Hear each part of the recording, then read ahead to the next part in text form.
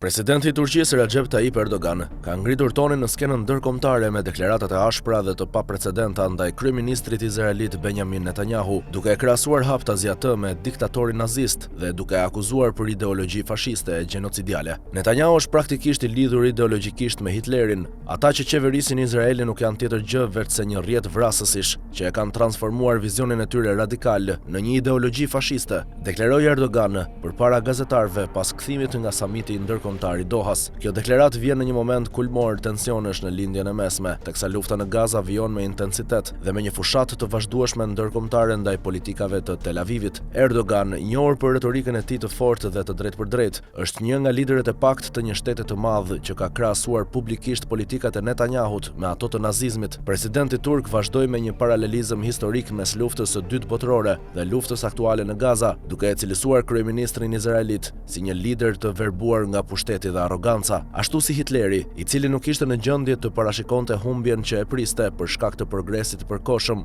Netanyahu do të posojë të njëjtin fat. Unë e besoj këtë, u shpreh Erdogan. Këto deklarata kanë potencial të ndikojnë në raportet tashmë të tensionuara midis Ankaras dhe Tel Avivit, të cilat janë përkeqësuar ndjeshëm pas fillimit të luftës në Gaza në tetor 2023. Turqia ka tërhequr ambasadorin e saj nga Izraeli dhe ka kërkuar hetim ndërkombëtar për krime lufte. Përmes kësaj retorike të fortë, Erdogan duket se po pozicionohet si një lider i botës muslimane që sfidon hegemoninë perëndimore në mbrojtjen e Izraelit. Duke përdorur simbolikën historike të fashizmit dhe nazizmit, ai synon të godas moralin dhe legitimitetin ndërkombëtar të qeverisë izraelite. Turqia, si një aktor kyç në gjeopolitikën rajonale, po përpiqet të luajë një rol më të fuqishëm në formësimin e opinionit global për konfliktin izraelito-palestinez. Deklaratat e Erdoganit, ndonse të debatueshme në mjedisin diplomatik perëndimor, gjejnë një hon të fortë në pjesë të mëdha të botës arabe dhe muslimane.